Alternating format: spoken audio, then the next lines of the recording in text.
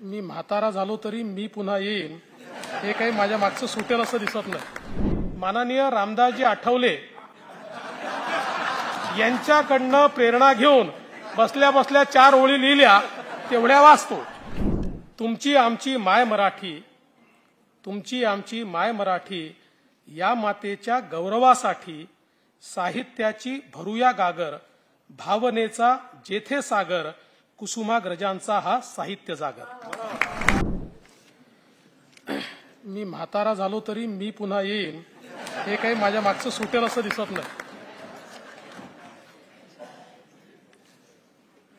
आजच्या मराठी भाषा गौरव दिनाच्या निमित्ताने कुसुमाग्रज साहित्य जागर हा जो कार्यक्रम या ठिकाणी आयोजित करण्यात आला आहे, त्या कार्यक्रमामध्ये मंचावर उपस्थित असलेले महाराष्ट्राचे लोकप्रिय मुख्यमंत्री माननीय एकनाथराव शिंदेजी, उपमुख्यमंत्री माननीय अजितदादा पवारजी, माननीय राहुल नार्वेकरजी, माननीय नीलमताई गोरे, माननीय दीपक केसरकरजी, चंद्रकांतदादा पाटीलजी, अंबादास दानवेजी, चेतन तुपेजी, या ठिकाणी उपस्थित सर्व आपले विलास आठवले, त्याचप्रमाणे सर्वच लोकप्रतिनिधी, पत्रकार आणि सर्व मान्यवर उपस्थित भगिनी आणि बंधूंनो, आज खरं म्हणजे ज्यांचा उल्लेख प्रतिभावंत कवी, नाटककार, श्रेष्ठ कादंबरीकार, कथालेखक, ललित साहित्यकार, समीक्षक अशा विविध बिरुदावलीने आपण करतो, साहित्याच्या सर्व अंगांना ज्यांनी स्पर्श केला आणि साहित्याची निर्मिती केली, त्या विवा शिरवाडकरांचा जन्मदिवस आहे। त्यामुळे सर्वप्रथम मी त्यांना अभिवादन करतो आणि आपल्या सर्वांना मराठी भाषा गौरव दिनाच्या खूप खूप शुभेच्छा देतो।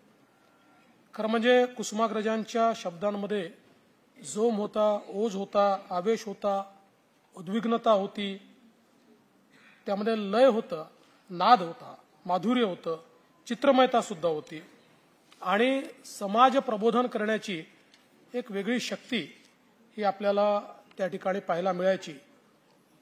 समाजातील अन्याय आणि विषमता याच्यावर अतिशय कठोर प्रहार हे कुसुमाग्रजांनी केले आणि साहित्यिकांनी सामाजिक बांधिलकी जोपासलीच पाहिजे या मताचे ते अतिशय कट्टर पुरस्कारते होते आणि ती जाणीव त्यांच्या काव्यातनं जागोजागी प्रगट व्हायची। त्यांच्या विशाखा या काव्यसंग्रहाला ज्यावेळेस वि स खांडेकरांनी प्रस्तावना लिहिली, त्या प्रस्तावनेत ते म्हणतात, टिळक जसे फुला मुलांचे कवी होते किंवा गोविंदाग्रज जसे कल्पनारम्य प्रणयाचे कवी होते, तसे कुसुमाग्रज हे मानवतेचे कवी आहेत। आजच्या सामाजिक असंतोषाचा ज्वालामुखी त्यांच्या कवितांमधून इतर काव्याप्रमाणे नुसता धुमसत नाही, तो अग्निरसाचा वर्षाव करीत सुटतो, अशा प्रकारचं त्यांचं वर्णन केलेलं आहे।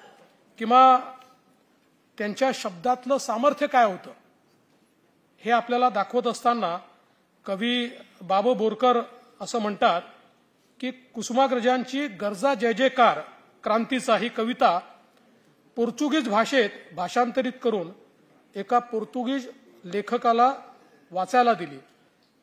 ही लेखिका तिने कविता वाचली आणि वाचल्यानंतर तिची प्रतिक्रिया होती की ही कविता मार्सेलाज या फ्रेंच राष्ट्रगीतापेक्षा देखील उत्तम प्रतीची आहे। हे सामर्थ्य खरं म्हणजे तात्यासाहेबांच्या शब्दांमध्ये मराठी जपली पाहिजे, तिचं संवर्धन केलं पाहिजे असा आग्रह त्यांच्या कवितेतून अतिशय प्रखरपणे मांडला जायचा आणि आपल्याला त्या संदर्भात अनेक गोष्टी या ठिकाणी त्यांच्या कवितांच्या माध्यमातून देखील वाचायला ऐकायला मिळाल्या।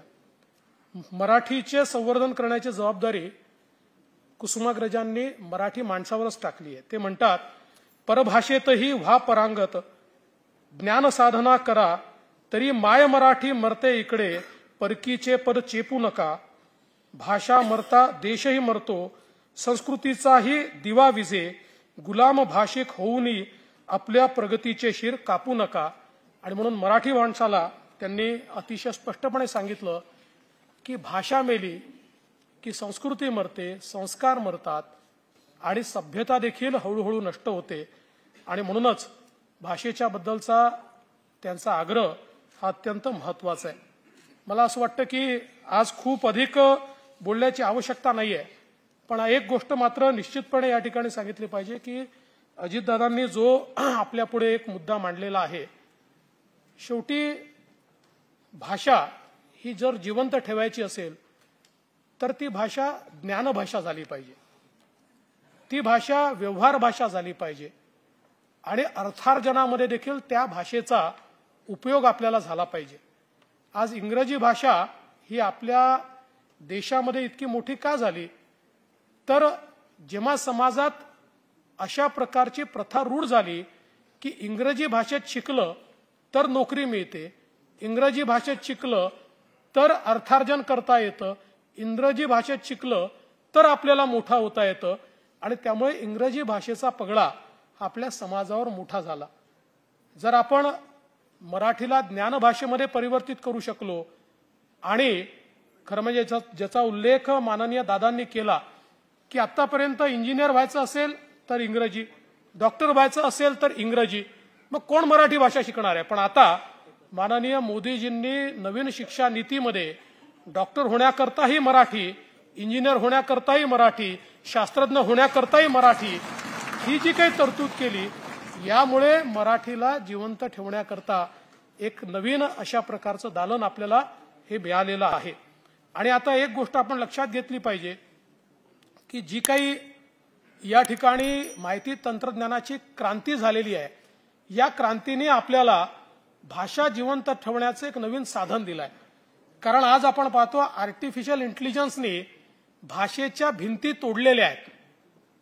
आर्टिफिशियल इंटेलिजन्समध्ये कुठल्याही भाषेचं भाषांतर रिअल टाइममध्ये आपल्याला त्या ठिकाणी करता येतं. त्यामुळे मराठी साहित्य असेल, मराठी भाषा असेल, या संदर्भात आत्तापर्यंत ज्या काही भिंती होत्या त्या आपण आता तोडू शकतो.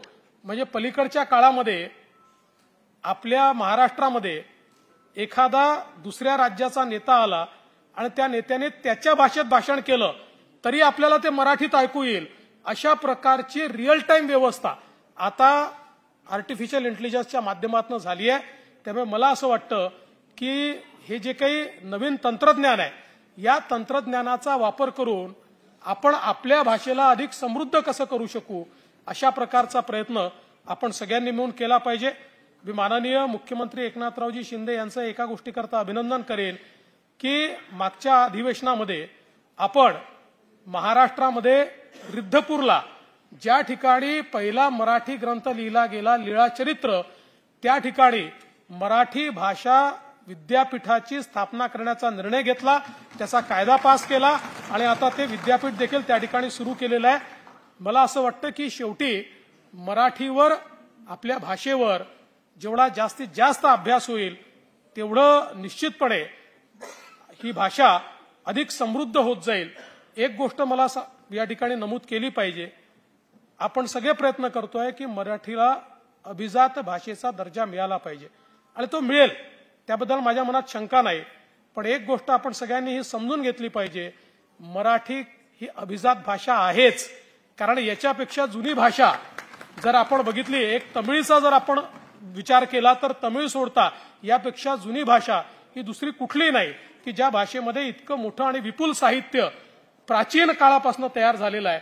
आणि म्हणून त्याला शासकीय दर्जा मिळेल तेव्हा मिळेल. तुमच्या आमच्या मनामध्ये मराठीला अभिजात भाषेचा दर्जा आहे आणि तो निश्चितपणे राहील. मी शेवटी माझं भाषण संपवता माझ्या लक्षात असं आलं मगाशी की एकमेकाच्या कविता वाचणं चाललेलं आहे. कारण विरोधी पक्ष नेत्यांनी कविता ज्यावेळेस वाचली त्यावेळेस ताईंच्या चेहऱ्यावर माझ्या लक्षात आलं की त्यांना तीच कविता त्यांनी तयार करून ठेवली आहे. आणि म्हणून मी शेवटी विचार केला की आपण आपलीच कविता एखादी म्हणावी. आणि म्हणून मी माननीय रामदासजी आठवले यांच्याकडनं प्रेरणा घेऊन बसल्या बसल्या 4 ओळी लिहिल्या, तेवढ्या वाचतो.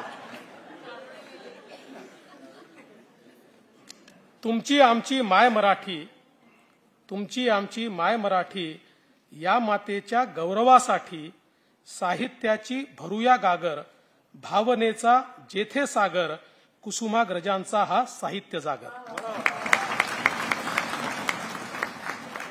शब्द खजिना जरी रीती झोळी, शब्द खजिना जरी रीती झोळी, मराठीला समर्पित माझ्या ओळी. आपले नाते जशा रेशीम गाठी, आपले नाते जशा रेशीम गाठी, गर्वाने म्हणूया होय मी मराठी, होय मी मराठी.